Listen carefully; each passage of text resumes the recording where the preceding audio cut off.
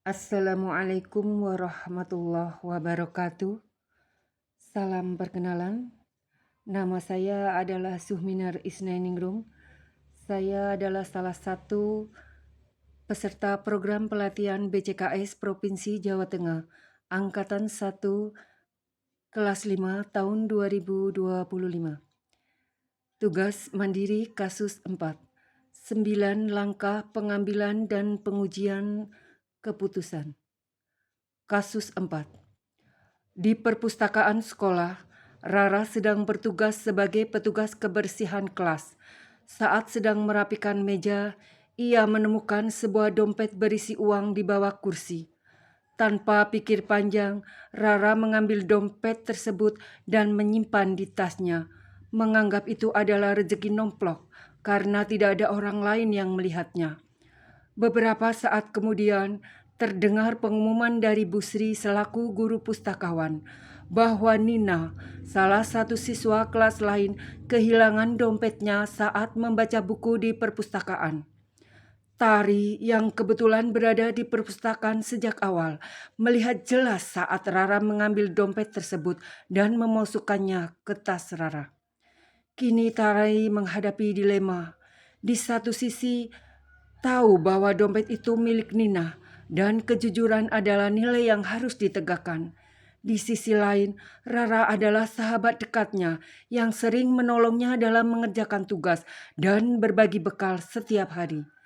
Jika Tari melaporkan hal tersebut atau menegur Rara, besar kemungkinan hubungan mereka akan rusak dan Rara tidak akan bersikap baik lagi kepadanya.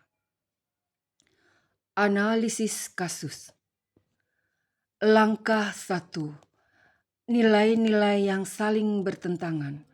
1. Nilai kejujuran dan keadilan. 2. Nilai loyalitas dan persahabatan.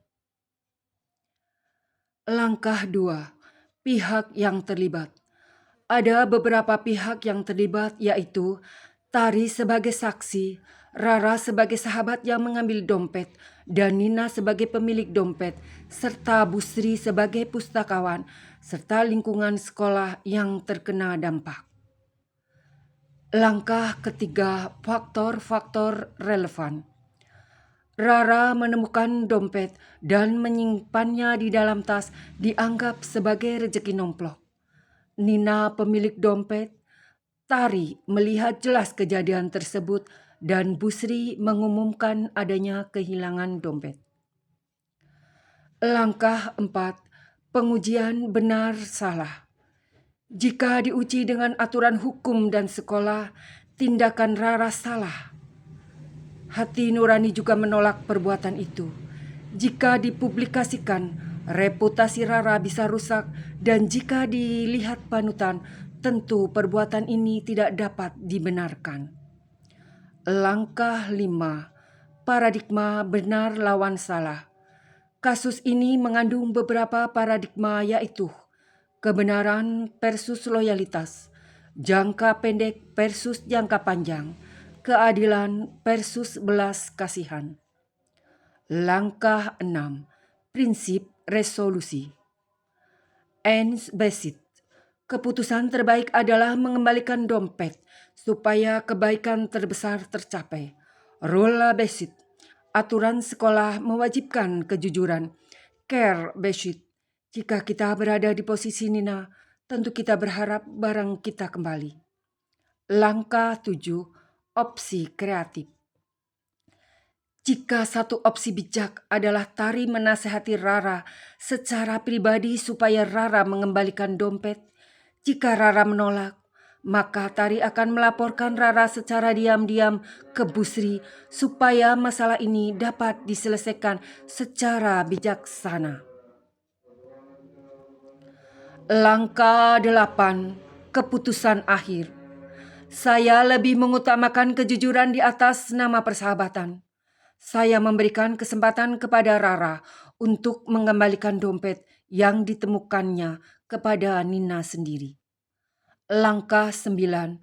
Pelajaran yang didapat. Pelajaran yang didapat dari kasus ini adalah bahwa kejujuran harus selalu menjadi prioritas dalam mengambil keputusan, meskipun dapat menyebabkan retaknya sebuah hubungan persahabatan. Di masa depan, saya akan lebih berusaha untuk mencari solusi yang tepat dan tidak bertentangan dengan moral, sekaligus menjaga hubungan sosial dengan cara yang lebih bijak. Terima kasih. Demikianlah analisis kasus yang dapat saya sampaikan. Bila ada benar, itu dari Allah, dan bila ada salah, itu dari saya sebagai pribadi. Mohon dimaafkan. Wabillahi taufiq wal hidayah. Wassalamualaikum warahmatullahi wabarakatuh.